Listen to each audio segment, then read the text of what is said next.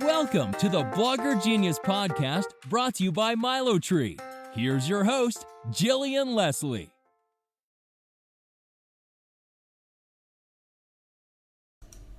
Hello, my friends. Welcome back to the Blogger Genius Podcast. I'm your host, Jillian Leslie. I am a serial entrepreneur. I founded Catch My Party and the Milo Tree pop-up app with my husband, David. I am a business coach and, as I like to call myself, a business translator. I take what is working in online business, break it down so you can make more money and grow your own blog or online business. Before I get started, I want to talk about my WordPress course that I just launched. I have been getting tremendous feedback. I have been told that there is no fluff, that it goes through systematically how to write an optimized blog post, how to think about your business, how to create content that will get your audience excited. And then it goes into all the nitty-gritty about WordPress, how to use the Gutenberg editor, how to understand all those crazy dashboards.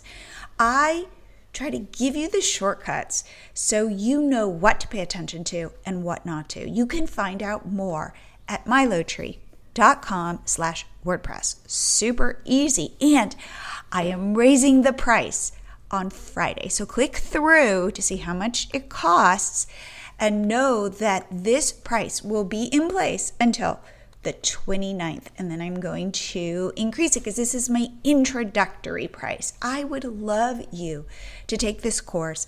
I offer a complete guarantee because I want you to love this. I want this to change your life.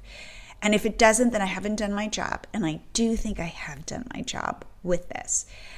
Okay, for today's episode, we are talking about something that people find uncomfortable. We are talking about money and how to think about money when it comes to your business. So I'm interviewing Allison Baggerly from Inspired Budget. She teaches women how to get out of debt. She's also a blogger. So what I wanted to focus on with her is how to think about spending money when you're starting a blog, and especially at the beginning when you're not making money. So how to accelerate that to really treat it as a business. Also, what if you have debt? How do you do it then? I think you're going to like the honesty in this episode. We do not beat around the bush. And I think we are so in agreement that a business is a business and it needs to be treated as such. So without further delay, here is my interview with Allison Baggerly. Allison, welcome to the show. It is great having you. Oh, thank you for having me, Jillian. I'm so excited to be here and talk about this today. And I was just saying before we pressed record, I think we all are scared to talk about money. And what is interesting also, though, I have learned for podcast episodes that have money or monetizing or something like that in the title, those do the best. So people are thinking about money, they just don't want to talk about it. Well, it's such a taboo topic, and I think so many of us have heard, don't talk about money, it's rude. And who wants to be rude? But we have to talk about money. It seeps into every single aspect of our life. Why aren't we talking about it? I agree.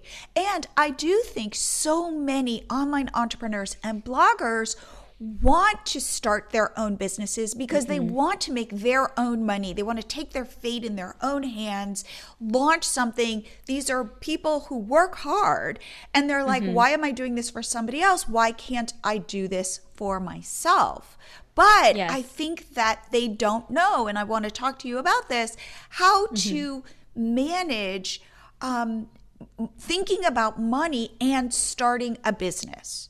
So overall, what are your thoughts about that? How should somebody who, let's say, goes, I have my 9 to 5, and but I want to, I have this dream of starting a blog or starting an online business. How should I think about that? And how should I think about it when it comes to budgeting, when it comes to all of that stuff?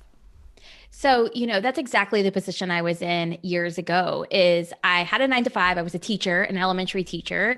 And I knew deep down for many years, this isn't what I'm supposed to be doing. There's something bigger, but I couldn't quite put my finger on it. And when I did, I knew it was going to be start a blog, start an online business, work from home so that I can take my kids to school, pick them up, manage my own schedule, make my own money, break through that teacher salary into something that was higher paying for me.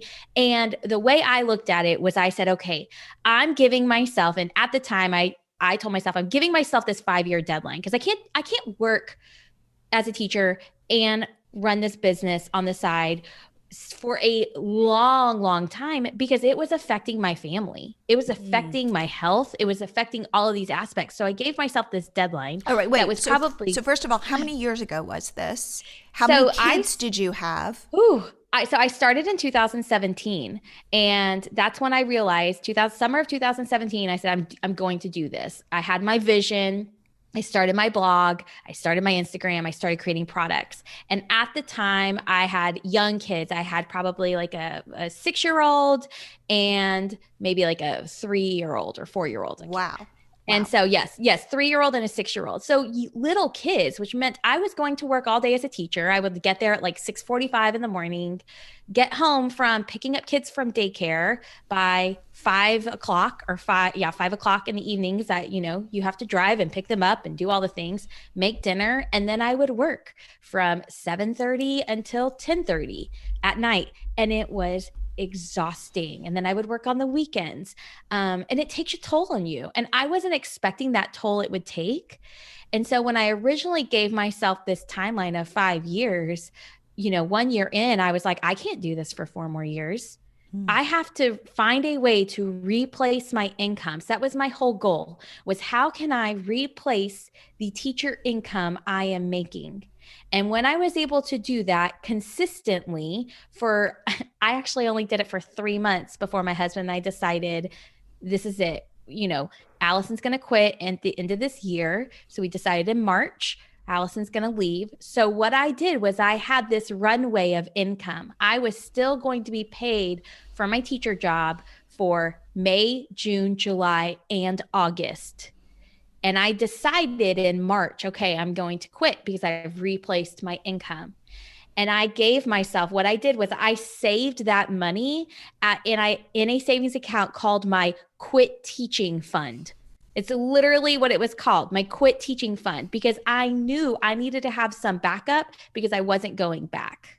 And now so any of the net money, any of the money I didn't spend in my business went there so that I could support myself taking that leap. Got it. Now, first of all, I realized I didn't ask you, how did you get into budgeting? How was budgeting the thing that you decided this is what I'm going to build my business around? I never thought it would be budgeting because I hated math. I always have hated math. But basically, my husband and I got pregnant when we were on our honeymoon. So I was 24 years old, got married. We got pregnant accidentally on our honeymoon. And when we got back, realized we were pregnant, we realized we could not afford daycare payments. Daycare was going to be $800 a month. We did not have $800 a month. And so we looked at our budget and we looked at our debt. Well, we weren't budgeting, to be honest. We were not budgeting, but we looked at our debt payments and we had over $111,000 worth of debt on 2 teacher salaries. Our minimum debt payments alone were $1,400 a month. So I was like, okay, number one, we need to have a plan, and then we need to tackle this debt. So we did that. We paid off all $111,000 worth of debt that did not include our mortgage in 4.5 years on 2 teacher salaries while having 2 children. So you're talking like $1,500 a month or more in daycare expenses. And during that process, what I thought would be this thing I did that I hated and I just sacrificed for this period of time and that I would never budget again. I seriously thought once I'm done, I'm never writing another budget. During that process, I learned that I love budgeting and that I love helping others. And so I was able to take my skill set of teaching, my talent of teaching, and my passion for personal finances and create them or put them together to make Inspire Budget. Wow. That's terrific. Okay, that makes perfect sense. And again, I remember when my husband and I decided we were going to get pregnant, and I was talking to somebody who had a kid, and they were talking about daycare. And I didn't realize how expensive it was going to be. And I was like, we had to take a couple months off trying, because I was like, I cannot wrap my brain around this. I know. Like, and it's even more expensive now. It's so crazy. And it's like, it can really be difficult financially when you are trying to make progress with your money to have those daycare payments. Thankfully, it's a season, but I know that as kids grow, there's always something that you're going to be spending money on with them. Once you get into like athletics, braces. Oh gosh, don't talk to me about braces. I'm hoping. Have my fingers crossed that none of my kids will need braces. But I think that for me, starting my business was a way for me to have a little bit more freedom and more of a say in my life. Teaching, I was very good at teaching. I had a skill for teaching, but there were parts of teaching that I found no joy in. Usually it had nothing to do with the kids. It was everything to do with administration or paperwork and things like that. And so I wanted to build a business that I found joy in. And if I don't find joy in parts of my business, I can hire it out to someone who does find joy. But again, you're in a position where you started making money. So let's talk about the person who says, okay, I two scenarios. One, I have a job, like you had a job, and I want to start a side hustle. How long should I give it, and how much should I invest in it? And then the other person is the exact same scenario, but that person has debt. Yes. So let's start with the person who doesn't have debt, but has a job, but wants to kind of segue like you did. So you without debt, you with debt. Okay, so basically, number one, you have to decide that this is a thing that is worth going after, right? We're not talking about a hobby, we're talking about a business. So you have to be willing to invest money to make money back, right? Your goal is not to spend money on all these things and never see a return. So I think once we open our mind up to that, what I say is to set it up in your budget, in your personal budget when you're just getting started out, for what you will be spending on your business, and try as best to keep your costs low when you're starting out, because you're going to make mistakes along the way. There are going to be things that you don't want to spend a lot of money on, something that later on you realize that wasn't actually a good fit for me. That wasn't what I wanted to do. So for me, when I started out, we would set aside money in our budget every single month for me to put in my business. And it was not a lot. I think the first 6 months I had negative $66. I had spent more than I had earned on my business, but that was doable. And then once I started really making that money, my business was able to fund itself. And I'm no longer pulling from the personal budget at all. Now it's completely separate. And it should be separate from the beginning, but when you're starting, sometimes you need to use some of your personal money to set up the website, to pay for hosting, to do what you need to do, really. And then let's talk about someone with debt, because I know there's probably a lot of people that are saying, I can't do this because I have credit card debt. I can't do this until I'm debt free. And what I want to say is that's not necessarily true. When we write a budget, whether it's a budget for our business, whether it's a budget for our personal life, it is a plan for what is important to you. And so when I write my budget, I want to be able to spend money on what's important to me and be able to cut out the rest, cut out the things that don't matter. So in my family's budget, for me, that looks like being able to take a summer vacation. And I'd rather cut out other things that don't matter to me as much, like subscription boxes. I could care less about that type of thing, right? Like, I'm just, as an example, in my business, I would rather pay for contractors and for help, right? And I'll cut out some of these like other fancy things that maybe I don't want to pay for. The same is true even when you have debt. If your business is something you are passionate about, then find a way in your budget to still fit it in and still pay off debt along the way, because the hope is that you won't be pulling from your personal money for very long. I'm taking a break because I had to share a story. Today, I was on the phone with a rep from Pinterest, and we were talking about our Milo Tree pop-up app. And I was explaining how this is different than, say, a regular email pop-up. Although you can, of course, grow your email subscribers with MiloTree. What he was so impressed with was that you could grow your Pinterest followers with MiloTree. And what he shared with me is that people really struggle to grow their organic, engaged Pinterest followers, and that Pinterest followers matter because it's a signal to the algorithm that your account is important. So if this resonates with you and you're trying to grow your Pinterest followers or your followers on Instagram, Facebook, YouTube, your email list, head to milotree.com and grow your followers while you sleep. And now back to the show. So let's talk about then how you were able to quickly start monetizing. My hunch is you had a plan. A lot of times people go, I'm going to start a blog, I'm going to start writing posts, and then the money is going to start flying through the windows. Wouldn't that be wonderful? I know. Meaning they are kind of like, I want to be an Instagram influencer and I'm going to write blog posts, and somehow all the pieces are going to come together and checks are going to arrive without going, no, I need to go, how can I monetize? So when you set out to do this, what were you thinking? And how did you start bringing money in? You know, I think that when you set out to do it, it's a learning process. It took me time to try to figure out. I was like, okay, I know I want to sell digital products. So before I even launched my blog, I created digital products and sold them on Etsy. Because I was like, okay, I know I can do that. Let me start there. While that's bringing in money, and I did have Instagram. I had, I started growing my Instagram following. I would drive people to that Etsy shop. Like I remember one day I was shared by another person in Instagram, a big person shared my information. I immediately went on my stories and I talked about my printables and I drove people to Etsy. So here I have no website and I made $900 in one day. Okay. So it's like, so you first, I did what is the smallest bite-sized thing I can do, because in that moment, setting up the website felt really big, but I can create printables and upload them to Etsy and be done there. What was your first product, and what was your first product that got success?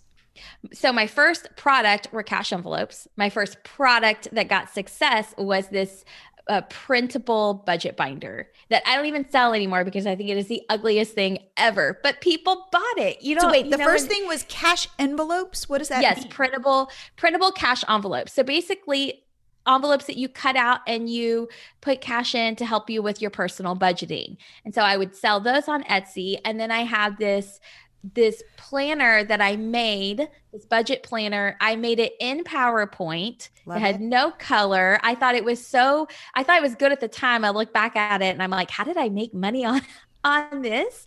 But it was solving a need, right? That it didn't matter necessarily. It was solving a need. And if I had waited until it was exactly what I wanted it to be and it was beautiful and perfect, I would be teaching right now in an elementary school.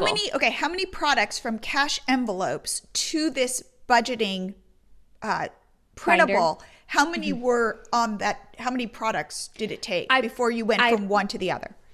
Oh gosh, probably I think like cash envelopes were first. I had a second budget binder that I listed and it never sold. So I scraped that and I created the next one. And that's the one that I used for probably the first year and a half of my business. And that was the one. Was that the only thing that was making you money?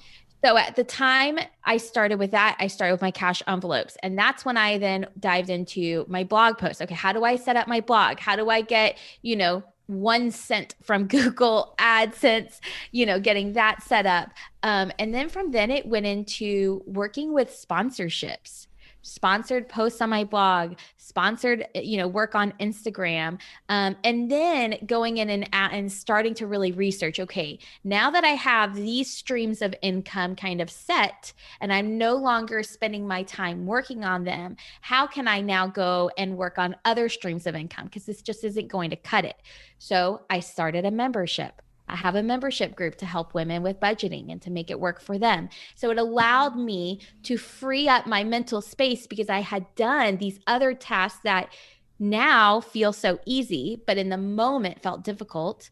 And I now have, grown to where I'm able to offer other solutions for people. Is your membership your largest piece of your business? Where you make the most money? Like if you have buckets, printables, sponsorships, ad revenue, membership. Yes. So my membership is I want it to be about come up with like 50%. It's going to probably be about 50% of my income. Okay. So nothing else really comes close to it. My printables kind of come close, but not really. Okay. And are you still making new printables? So I hire that out because I don't find joy in it. So when I hire that out, I will sometimes hire out new printables, but then I also kind of just have some of them set up as tripwires and just sending people there. So I do have like printables inside of my inner circle that people get for free, or inside my membership that people get for free. My VA makes those. But can you explain how your tripwires work? Of course. So, and I started this within the first year of my business, and it really helped. Basically, when someone signs up for my email list, getting a freebie, getting a freebie. So they go to the opt-in, they sign up. After they sign up, it immediately takes them to a landing page like your that thank I built. You page. Yep. Your thank you page. Thank you. Your freebie will be arriving in your inbox shortly. Because you're so awesome, here's an offer for you. Essentially, it outlines the offer. It's $15. Then it has, and so for a while, that was making me $1,000 a month. Wow. Okay, just this one thing was making me $1,000 a month. Then what I did is, after I let that set in and I got used to that, I added an upsell to it. Okay, let me create the second product that upsells them, and it's a little bit more. So if you buy both, I think you spend like $38 or I think I just changed it recently. But, just getting your feet wet, I think it's really easy as business owners. And I don't know if you do this, but this is totally what I do. I'll see other business owners and I might sign up for their email list. And Always. I see this complexity level in their business. And while it's inspiring, it can also be so intimidating. And they did not get to that complexity level that works beautifully overnight. So take one layer and apply that to your business, especially if you're working 9 to 5, especially if you have debt and you're not maybe bringing in good income yet from your business. You can get there, but don't make it this overly complex machine that you're throwing money into and you're not seeing a return. I so agree. A couple things that you've said that really resonate with me. One, you started with products. You did not start as I'm a blogger, I'm going to be an influencer. Like it's kind of amorphous. You were very specific about making sure that you were making money from the very beginning. And I think that that's a way to get out of this kind of blogger mindset into an online business mindset, and you have a blog. Like a blog is a very important piece of this because that's your home base. But it's not like blogging was, say, 5 or 10 years ago, where you're just like this cool person on the internet.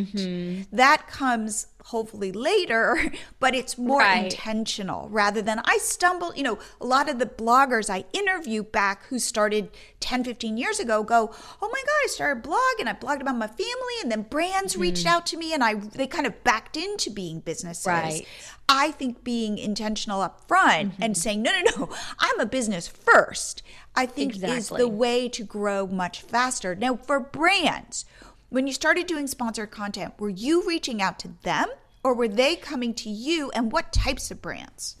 So, I mean, sometimes they started coming to me and they just wanted me to promote their free stuff. And I felt like that. I fell for that like 2 times. And then I'm like, you know what? I don't want more crap in my house that I don't care about. I once had someone offer me literally a refrigerator filled with beer. It was a beer company. I'm like, what about me? Shouts like there's like, I mean, I drink, but I don't talk about it. I don't I'm so confused. They want, and so I'm like, no, I don't accept free gifts as payment. Thank you though. And for me, it started with them reaching out to me. And after having some that were willing to pay me money, I had a good following on Instagram. My blog was bringing in page views. I actually have an agent now. Because the thing is what I realized about myself was being someone who was new in the business, and just someone who has a tendency to just say yes too easily and not charge what I was worth. I almost didn't know what I was worth. So I have an agent who, anytime a brand reaches out to me, if it is a brand that I am willing to tell my best friend Amanda about them and say, hey, I think you should do this thing. I think you should look into this. If I would not tell my best friend about it, I'm not going to promote it. And so that causes me to not just be this walking advertisement on my blog, on Instagram, to my email list, because I'm going to filter everything that I promote through this lens of, would I tell my best friend to buy this product, to get this thing, to sign up for this service? Okay, wait. Now, how did you think of the idea to get an agent? How did you do that? And how does that work? Like, so what is the split, that kind of thing? So I don't think I'm allowed to do to like NDA. I don't think I'm allowed to share the split. Okay. But actually, I was in a mastermind group, and I was talking with a friend, and I said, this company is charging me, paying me this much for this service. And she was like, you are way undercharging. I was like, oh, how do I know that? And she said, you need to get an agent. So she knew someone and connected me with an agent. We had a phone interview to determine if it would be a good fit, personalities and things like that. And I said yes. So essentially what happens is if I have any incoming brands reach out to me and say, we want you, if it's someone that I agree I will work with, then I will respond, CC my agent and say, oh, thank you so much. I'm very interested. Here's my agent's information. She'll reach out to you as well. Then my agent reaches back out and gives them my rate sheet, my media kit, tells them that, we're not doing any pro bono work, or that I'm saving that for something different, and negotiates the contract. So she looks at the exclusivity. She makes sure that, I'm not taking on another brand when I was supposed to be exclusive for a certain amount of time with someone else. And she negotiates all of it. They pay her, and then she pays me my portion. Got it. And how often are you doing that? Are you still doing that now, or that's not where your focus is? So I am doing it now. My outlook on it is I would rather have 5 big deals in a year than 20 really small deals, because I see my email list, I see my blog, I see my Instagram following as this area I want to protect. And I don't want to be overly advertising and seen as this walking ad, and throwing in affiliates onto that. I have to be very mindful of who I'm going to work with and how often I'm willing to promote. So I wait for companies that might have more money and are willing to pay my rates, because I can reach my income goals if I have just I think my goal for this year, for 2021, is 8 brand deals, paying a certain amount. Give me an example of a brand that you think that is aligned with you. Oh goodness. I mean, like Ally Bank. Okay, great. Ally Bank would be great because, they're high yield savings accounts, online savings accounts, and being able to just promote them. But, even just brands that I love to use myself would be something I would be willing to work with, even if it's not like this finance brand. I actually have, and you can't see it, but I have all these sticky notes on my doors. And at the beginning of 2021, I put sticky notes of all of my dream media hits, all of my dream brands to work with, all of these things. So that way I can always keep in mind what I'm reaching towards. Got it. Now let's talk about courses. Yes. Because courses are huge. And and I'm actually finishing a course right now on WordPress and how to write blogs in WordPress. And I feel like there's 2 things. One, we are taught to be constant, always learners, right? Yes. One of the great things about being an online entrepreneur is you're always learning. And then people are selling you courses, and some courses can be $20 and some can be $2,000. Yeah. I think there is a trap where we think by paying for courses and quote unquote learning, we are growing our businesses. And so I'm not actually doing anything, but I'm just watching videos and feeling like I'm investing. What is your thought about investing in courses when you are trying to grow a lean business? So, I do have a lean business. I have invested in courses. The most I've ever paid for a course is over $2,000, and the least is, like you said, $20. For me, I have to have an outcome that I am going to be. It has to have a return on investment. In my eyes, if I'm going to spend $2,000 on this course, so I spent $2,000 on a course to help me grow my membership. I said, okay, I'm going to spend this $2,000, and by 6 months, I need to have made that back. I need to increase the number of people that I bring into my membership. Was this Tribe, by the way? It was. Okay. It was. And so it allowed me to really kind of guide myself, but I knew just taking that information in would not be enough. It would not make an impact on my business if I just watched everything and did nothing with it. So not only did I have a plan to consume the course, but then I gave myself 2 months of implementation, and I gave myself a deadline. I said, I am launching again by this date. I'm going to have done everything to implement it so that I can gain more members into my course and see a difference. And I did. So I think a course is great, but it's only as good as your implementation process. Right after I bought that course, I was very tempted to buy a Digital Course Academy by Amy Porterfield. But I was like, no, because I need to take this time to implement all that I have spent on this other course. So I have this thing where I will not allow myself to purchase another course until I have fully completed and seen the return on investment in one. And now I'm to the point where I'm like, okay, one course a year is maybe for me, depending upon the size, especially these massive courses that take a lot of time. I think that courses are good only if you use what you learn and you commit to doing it. Do you think that you can get far enough by, let's say, watching somebody's free content? And, a lot of times course creators create a lot of free content to say, no, this is the real deal. And like starting there. I think that's a really good starting spot. I think that's exactly what I did. I invested in a blogging course that I ended up never doing because I had already consumed so much free content. By the time I bought this blogging course that I thought was going to be so incredible, I was like, wait a minute, I already know all of that. But I traded time for money, right? I didn't have the money to buy this huge $1,000 course. So I traded my time learning through freebies, through YouTube videos, through podcasts. And then by the time I bought this blogging course, I already had the information. Now, had I bought it sooner, I would have gained the information right then and there. So it's a trade-off, time and money. Now in my business, I'm willing to spend money so that I don't have to spend my time, right? My goal is to be able to work 25 hours a week, drop my kids off at school, pick them up, not have to work on the weekends.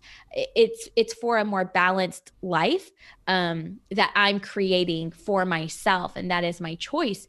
But that is why right now I'm willing to spend the money on an expensive course that can give me everything in a shorter amount of time, so I don't have to do the hunting. I don't have to do the digging. But when you're starting out, don't think that you can't find value in some of that free content because it can take you places. That's exactly what I did. I started out by only consuming free content, and it didn't get me to where I am, but it got me further than if I had just tried to do it completely on my own. So, okay. So as we wrap up, what would be your biggest tips to somebody who is listening to this podcast and says, you know what? I am ready to make this leap, but I'm scared. What would you say to that person?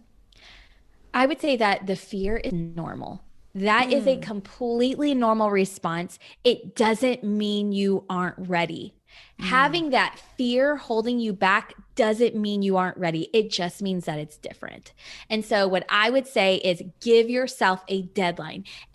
small deadlines to do certain things to help hold you accountable. If it's going to mean investing in a small course, give yourself a budget, whether that is, side hustle money you're making or your own personal spending money. Maybe that's what you spend your personal spending money in your personal budget on building this up because you have these hopes and these dreams. But for me, it's those bite-sized chunks, those bite-sized deadlines, spending money with purpose, right? Not going out and buying more, spending more money than you can chew. And then you feel like, oh my gosh, now it has to work immediately because I just dropped $1,000.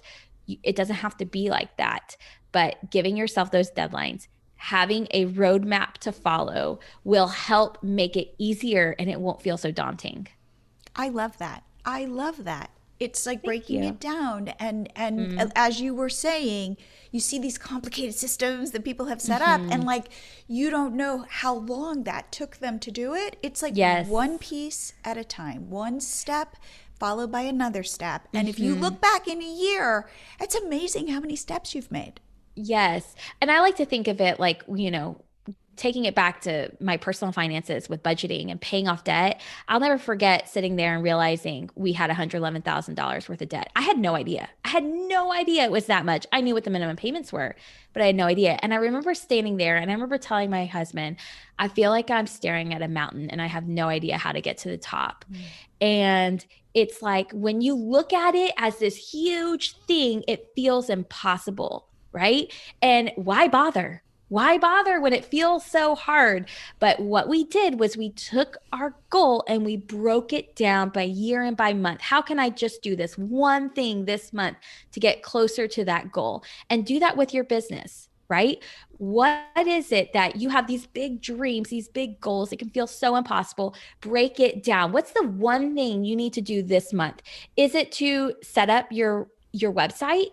Get your domain, set it up, and go through and start researching how on earth to use WordPress. Do that one thing.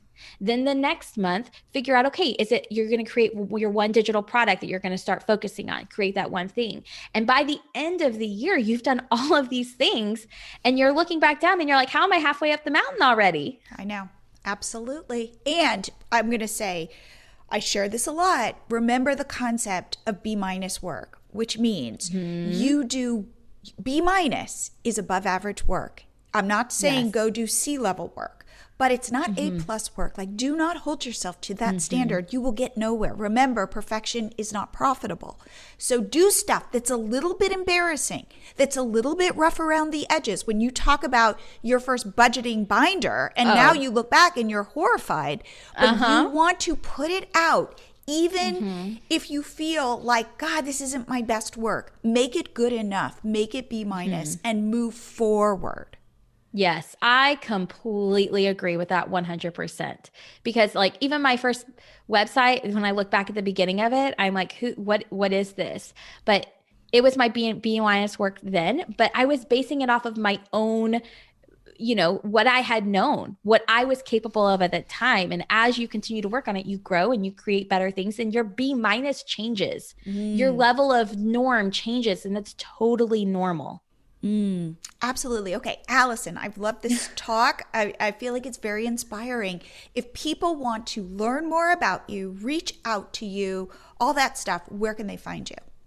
Well, you can follow me on Instagram at InspiredBudget. You can go to inspiredbudget.com. And I even have a free training about how to pay off debt if you don't make a fortune. If you're sitting here and you're that person who is in debt, whether it's your business debt, whether it is your personal debt, and you're thinking, I want to change my financial habits, you can learn more about that at inspiredbudget.com. I love that. Well, Allison, thank you so much for being on the show. Thanks, Jillian. I had so much fun. I really liked what Allison shared in terms of thinking about money while growing a business. And I think so much of this is setting a really solid foundation at the start rather than having to play catch up, creating a blog and then trying to figure out eventually how you're going to monetize it. I am a big believer in building things with really solid foundations, which is why I recommend my WordPress course. In fact, that's some of the feedback I got. Somebody who recently finished the course said, I wish I had taken this when I was starting out. This course gives that foundation. It gives you a way to think about your blog as a business. It gives you a way to think about creating content that your audience wants, loves, and also a way for Google to really be able to serve up your content in search. If this sounds interesting to you, head to milotree.com/WordPress. If you have any questions about it, reach out to me. But really, I think this course could give you the foundation you're looking for, and prices are going up on the 29th. So act now. And I will see you here again next week.